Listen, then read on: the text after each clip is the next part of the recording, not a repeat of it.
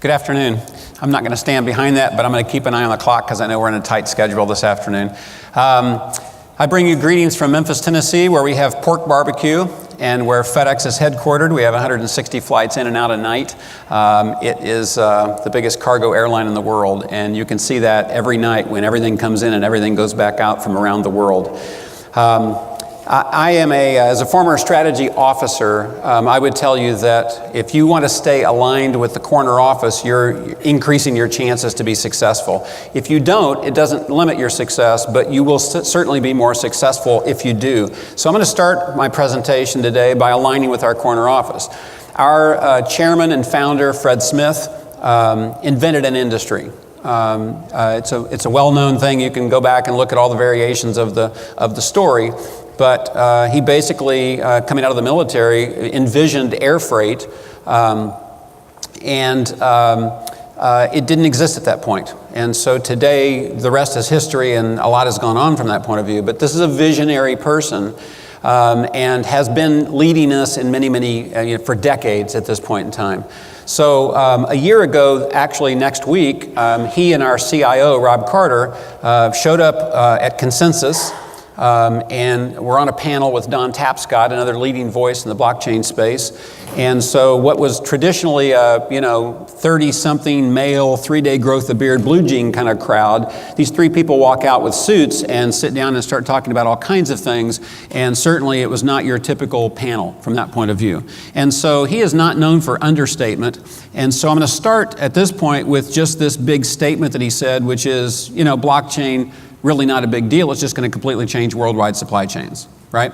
And so if that's not enough, he then went on to say, if you're really not focused on this kind of technology to face up to these kinds of threats, you will be disrupted. And finally, not just dropping one microphone, but dropping a whole box of microphones, he starts talking about the fact that when you stop innovating, you're really operating at the edge of this. You're really you're preparing to be commoditized or potentially to become extinct. So he's not known for understatement here, and the whole go big or go home thing, he went big and he stopped. He forgot. But those are the kinds of statements. That's the type of clarity that we have within this visionary leader at FedEx. So I start from that place, aligning to that corner office. And again, so I saw all the hands go up. This is a very experienced blockchain audience. This slide is not for an experienced blockchain audience, but bear with me for 1 second anyway, which is, it's a trick question, right? The answer, it could be any of these three. A lot of audiences still don't get that, and I still think that that's, as a business and strategy person, I'm not on the technical side of things, I still think that that's one of the most misunderstood things about blockchain is that it's just data.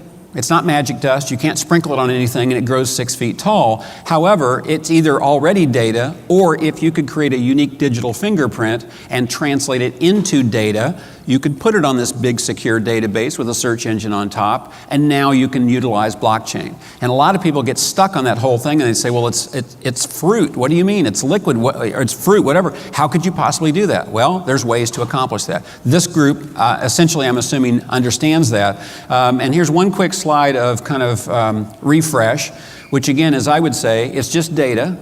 It creates a secure chain of custody. My very, very, very short definition of blockchain is a digital ledger that's permanent, transparent, and shared. I saw something early on in my blockchain work where they put a camera in front of 4 or 5 CEOs, super bright, startups. These are really bright folks. They understood exactly what it was. But it was kind of painful watching because it was 30 seconds, 45 seconds to try to explain what blockchain was. And I thought, well, if I'm going to be in this space, I need to be able to really be crisp on this thing and boil it down. And so I had an 8-word definition. That one gets you essentially to, I guess, 6 if you add the word and. But again, digital ledger. It is a ledger. It's digital. It's permanent. Cryptography, right? Transparent. We can both see it. Shared. It exists on the cloud. And so certainly we can all spend more words on that explaining that, but I boil it down to that. The way I would describe it is our first proof of concept helped us really establish the fact that it creates a common data language. If you think of math where we had to solve for mixed fractions to get to a least common denominator, it allows us to do that. We can actually boil these things down and get to the common data elements from that point of view. It creates a secure chain of custody. That's not always necessarily needed. You don't always need a secure chain of custody. However, if you need one, this is very unique technology from that point of view. Then we get into this whole, I don't need a trusted third party in the middle of that. That goes clear back to the original Bitcoin white paper. And so that gets you to the peer-to-peer impact. If you and I can find each other and we can do so in a trusted environment, we don't need somebody in the middle.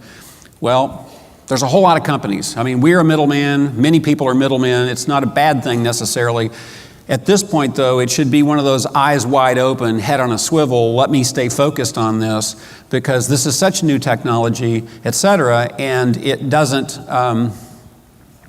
it's such new technology that a lot of people are sitting on the sidelines saying, it's not ready yet. I'm just going to sit here and be passive and let it happen. And as a former strategy officer, I would tell you that's probably a bad decision. You want to jump into this. You want to learn it as much as you possibly can. You want to be very familiar with it, regardless of what your business is. And then if you want to sit in the front row and be passive, do so strategically. Don't just do so passively. So again, as I mentioned a moment ago, think of a big secure database with a search engine on top of that. Whether you want to talk about a rideshare program or other types of things, many businesses are essentially built today as a middle spot between supply and demand.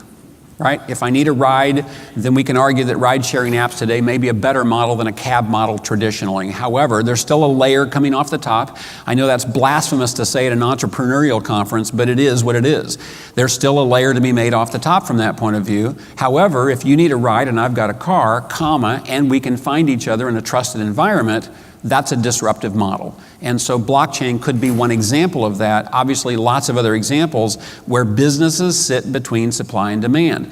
And so not from a preaching point of view, but from a let's look ourselves in the mirror point of view, we look to the right side of this slide, which is what value do you provide? And that's a legitimate question that all of us need to answer. And that is going to be challenged with this kind of technology. So here we are, we're back to consensus last year, and Fred Smith says, here comes blockchain. It's this chain of custody that FedEx invented in our space, and it's on steroids.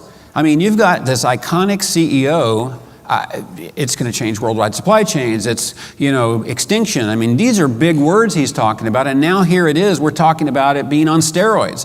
I mean, I'm breathless. My heart is racing right now. Let's leave, let's go build it right now, right? Well, boom. We think it's boring and useless, right? And that's absurd, and that's a provocative statement from that point of view. Certainly just to kind of, let's pump the brakes a little bit, let's slow down, let's kind of gather our breath here, let's figure out what we're talking about here. However, it's a database. Again, I speak from a supply chain point of view. It's a database. We've got a bunch of them. We've got a bunch of really good databases. This is not one of those, right? It's not very fast. It's not very scalable. It's not very mature. It really doesn't do a lot of things very well. Certainly I wouldn't use one within the four walls of my company.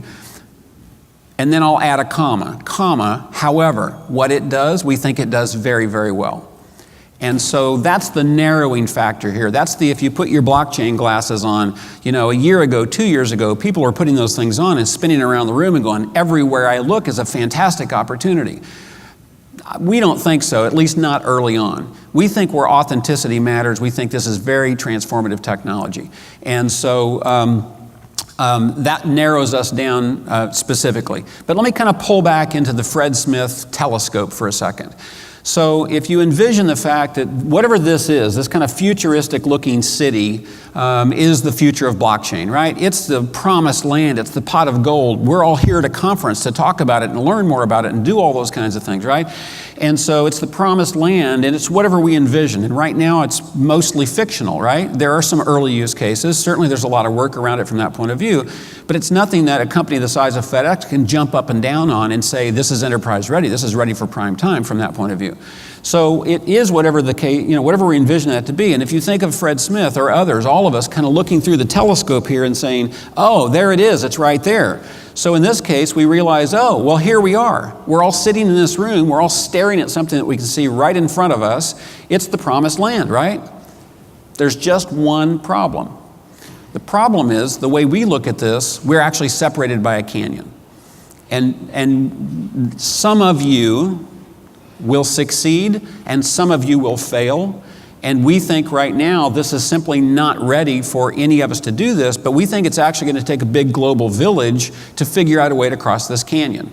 There are some that will figure out a toll bridge across this canyon in some niche area in healthcare or pick a lot of different examples. There may be something unique about that, and God bless you and go for it. But from an enterprise point of view, from a FedEx and a broad global supply chain point of view, to us, it's like any one company building the interstate highway system or the electrical grid. It's not going to happen. If you could figure out how to build the interstate highway system, you could then figure out ways to monetize that.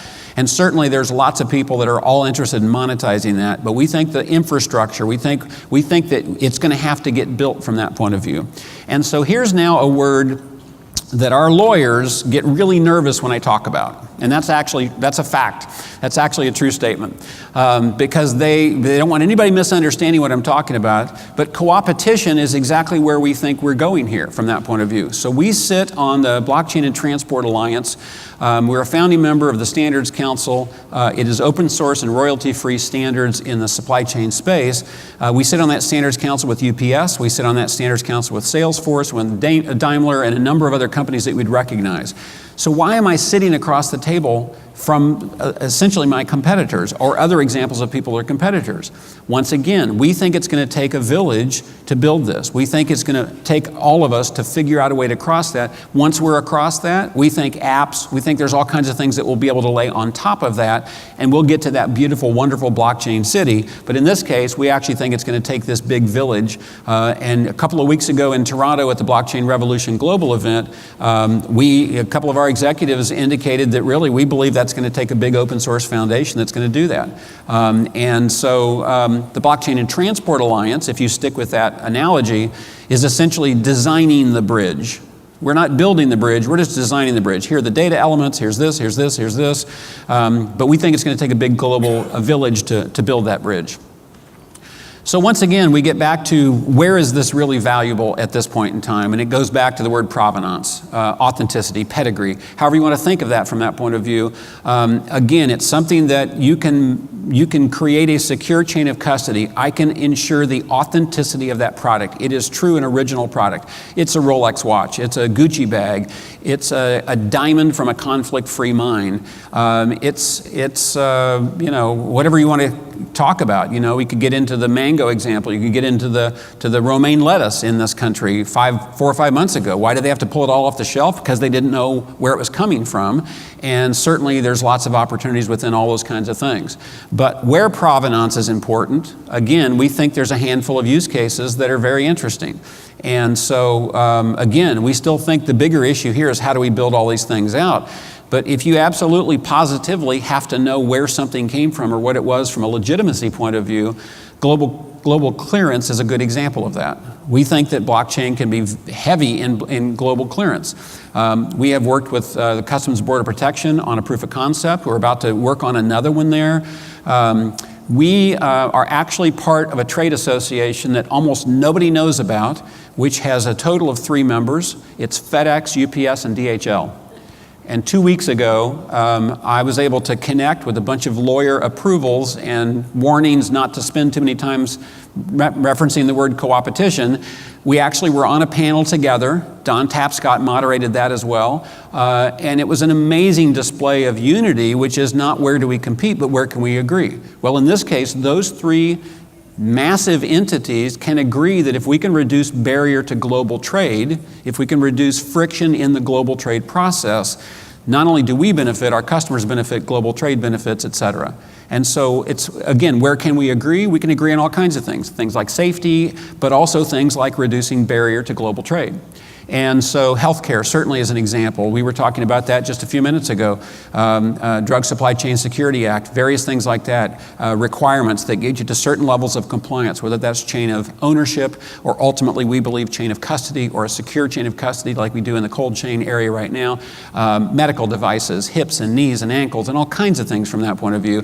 Where's the authenticity there and does it connect to that? And when I cross a border, when I cross from my border to your border, what do I call this and what do you call this? Right now, it's not necessarily the same thing. If we can create some kind of a common foundational data library, if you will, from that point of view, and we can figure that out, now we can reduce friction. We can speed product up. It's not going to get held at the border. It's not going to get delayed. It's not going to get, if I'm a trusted party, if you're a trusted party, customs can simply say they are a trusted party, boom, here we go. They don't have to look as high a percentage. There's lots of ways that we can move that. And so 2 weeks ago in Toronto, one of our CEOs in this case of FedEx Logistics, basically said to the government, yes, you're the government, you can mandate this.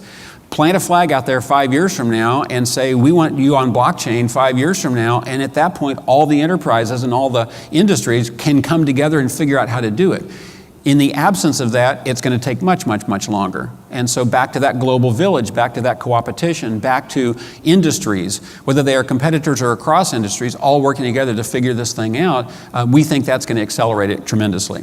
And use cases are very important. However, the C-suite is also important. I started with the C-suite. I'm going to come back around to the C-suite, which is the CEO, the CFO, the CIO, all need to understand blockchain. This can't just be Dale the evangelist, and I'm the only one at the company that thinks this, and here it is, and wow, that guy's really been drinking the Kool-Aid.